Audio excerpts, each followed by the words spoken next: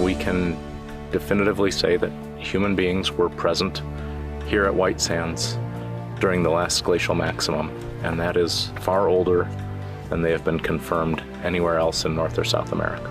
Everything you learned about the first Americans may be wrong. For more than a century, scientists believed they had solved one of history's greatest mysteries. According to the textbooks, the first people arrived in North America around 13,000 years ago, crossing a frozen land bridge from Asia before spreading across the continent. It was a simple story, widely accepted and rarely questioned. But a series of discoveries buried beneath caves, deserts, rock shelters, and ancient lakebeds has shattered that timeline. The evidence now suggests humans may have been here thousands or even tens of thousands of years earlier. And each new discovery raises an even bigger question: who were the first Americans? The discovery that broke the textbooks. For most of the 20th century, archaeologists believed they had the story of America's first inhabitants largely figured out. The dominant theory centered around a group known as the Clovis people, named after a famous archaeological site in New Mexico where distinctive stone spear points were discovered. These Clovis tools became the foundation of an entire historical timeline. Scientists believed the Clovis people crossed the Bering Land Bridge from Asia into Alaska around 13,000 years ago.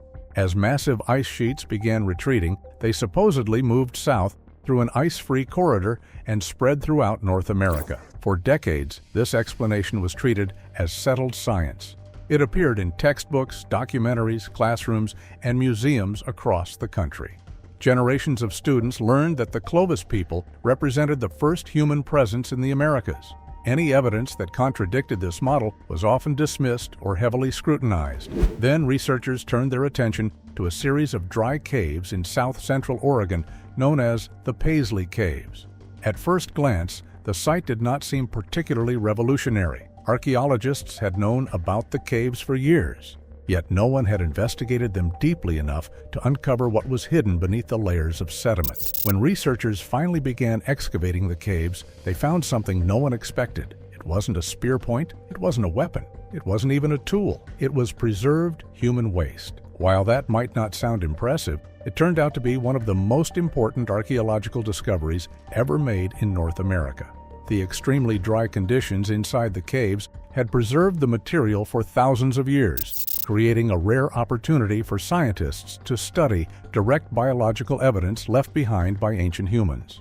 Unlike stone tools, which can sometimes be difficult to connect to a specific population, these samples contained something extraordinary: human DNA. Researchers extracted mitochondrial DNA from the preserved material and sent it for analysis. The results were astonishing. The genetic markers matched Native American founding lineages known as haplogroups A2 and B2. In other words, the people who left these remains were not some mysterious extinct population. They were direct ancestors of indigenous peoples living in the Americas today. But the DNA was only part of the story. Scientists then used accelerator mass spectrometry, an advanced radiocarbon dating technique, to determine the age of the samples. The dates came back at more than 14,000 years old. The researchers checked the results again and again. Every test pointed to the same conclusion. The people who occupied Paisley Caves were living in North America at least 1,000 years before the Clovis culture was supposed to have arrived. The implications were enormous. If the dates were correct, then the Clovis people could no longer be considered the first Americans. They were simply one group among others who had already reached the continent. Suddenly, a theory that had dominated archaeology for decades began to unravel. And what made the discovery even more significant was that Paisley Caves wasn't the only site challenging the traditional timeline.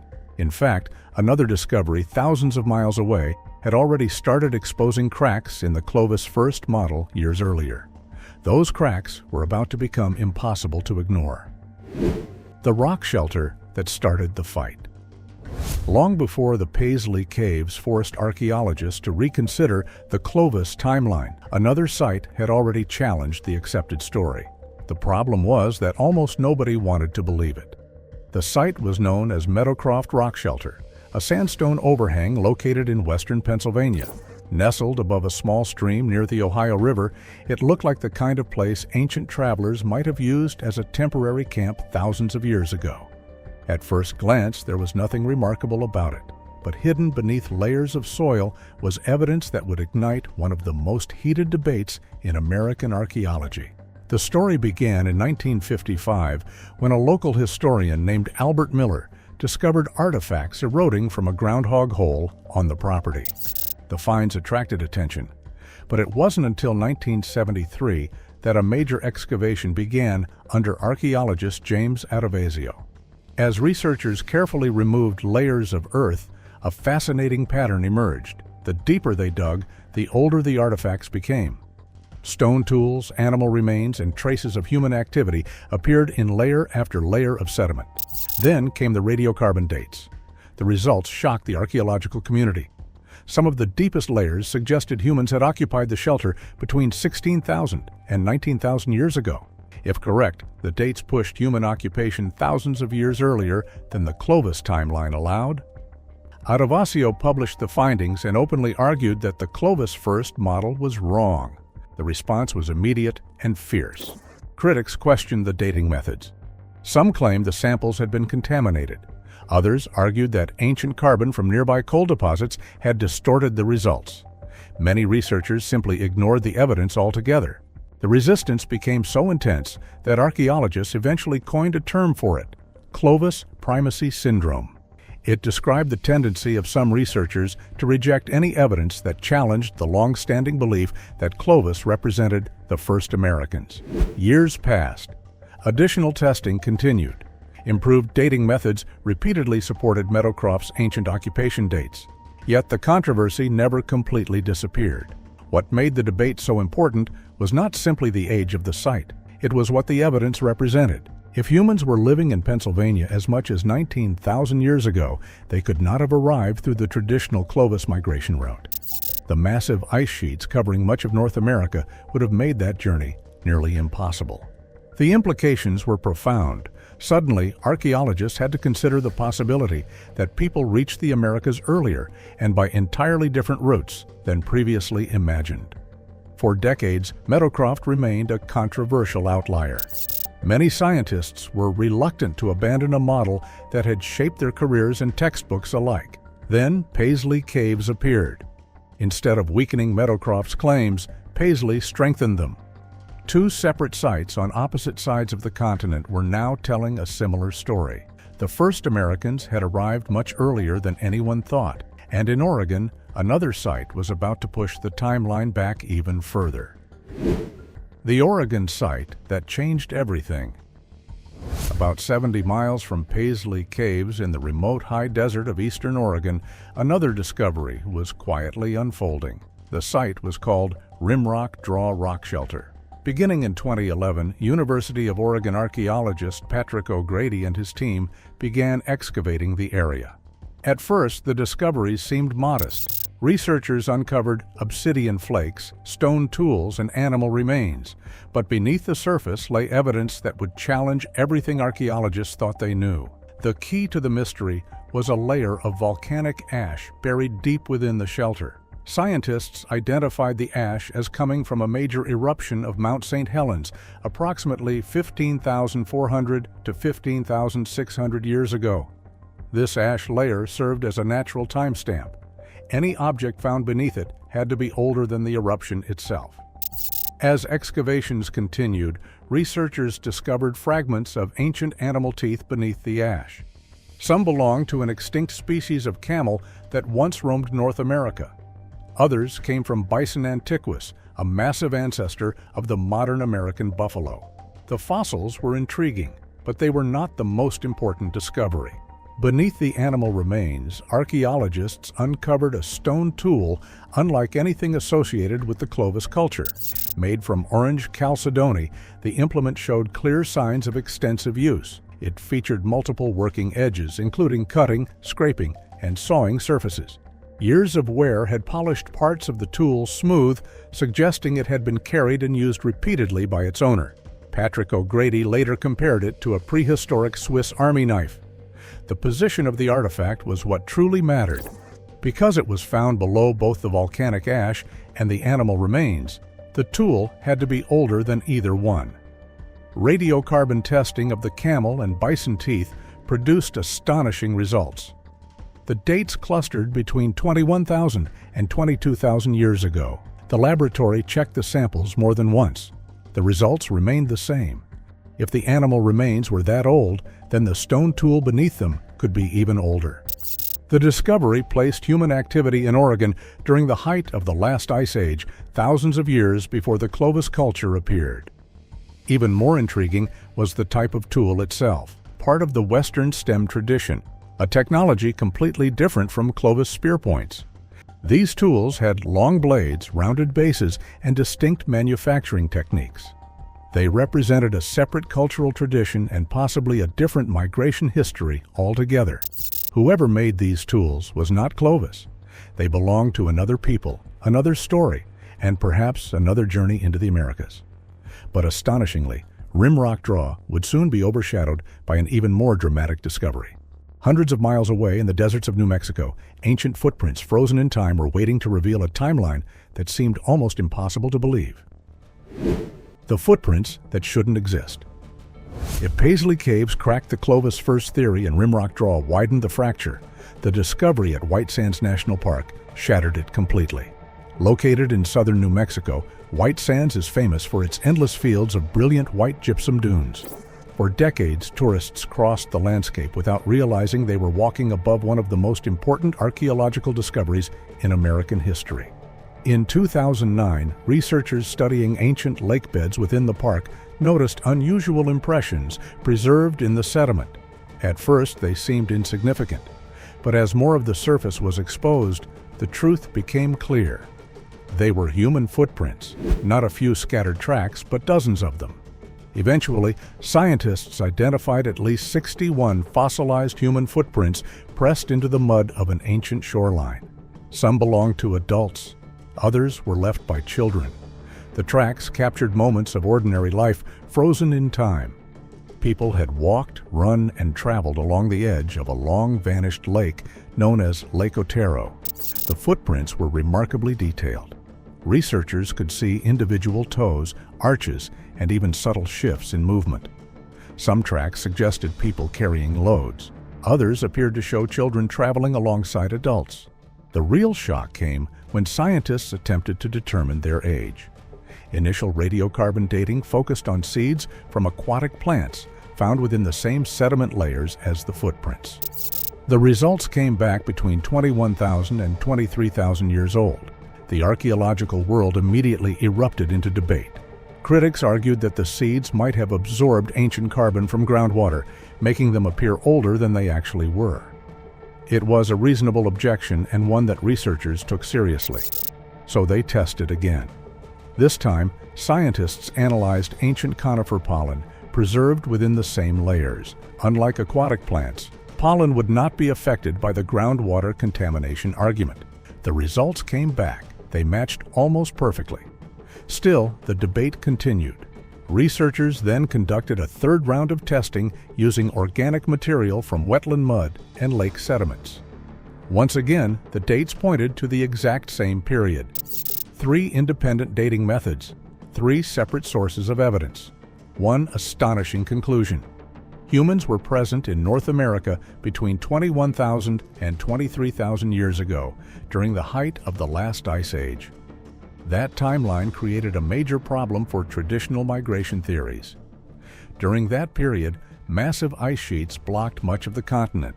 The famous ice-free corridor associated with Clovis migration did not yet exist. Yet the footprints remained. Even more remarkable, human tracks appeared alongside footprints left by mammoths and giant ground sloths, enormous Ice Age animals that vanished thousands of years ago. Their paths crossed the same muddy shoreline, preserving a snapshot of a world that should have been lost forever.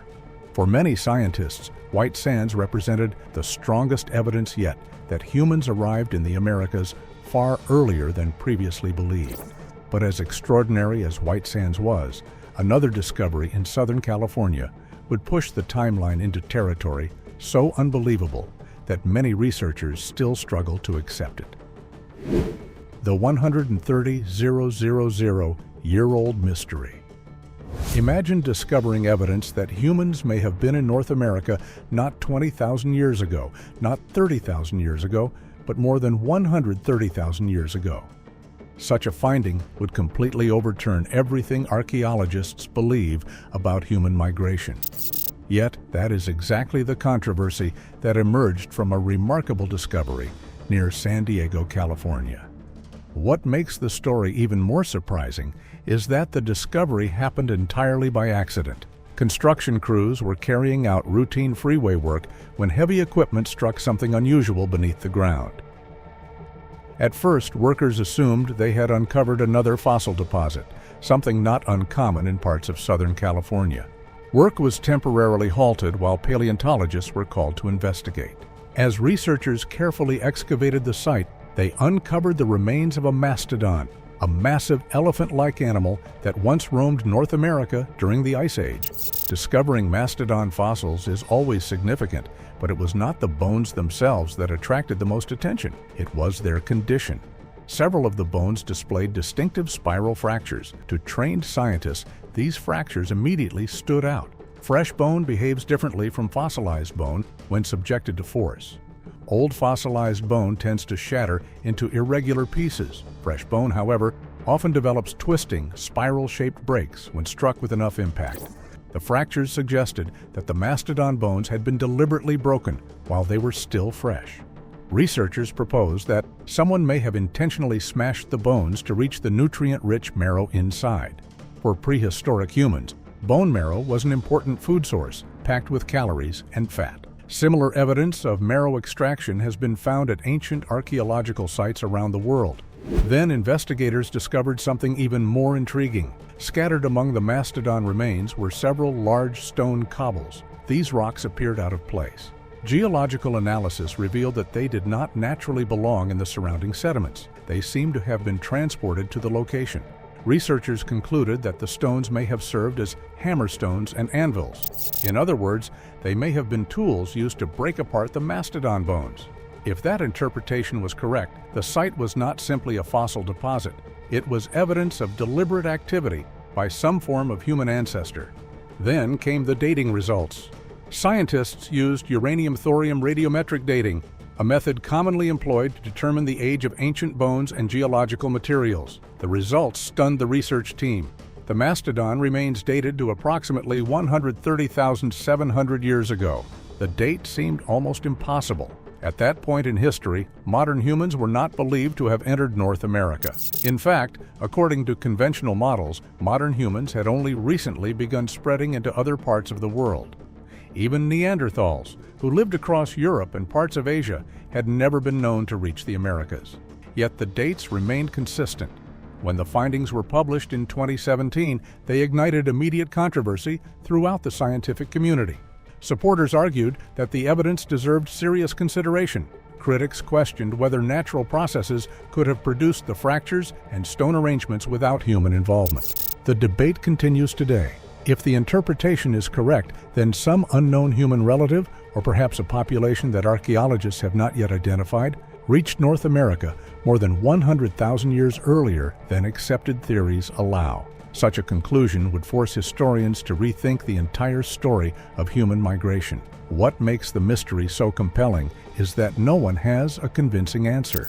Who broke the mastodon bones? How did they arrive in North America? Were they related to modern humans, Neanderthals, Denisovans, or some other ancient population entirely? Nobody knows. What researchers do know is that discoveries at Paisley Caves, Meadowcroft Rock Shelter, Rimrock Draw, White Sands, and the Cheruti Mastodon site all point toward the same conclusion. The history of humans in the Americas is far older, far more complex, and far more mysterious than generations of textbooks suggested.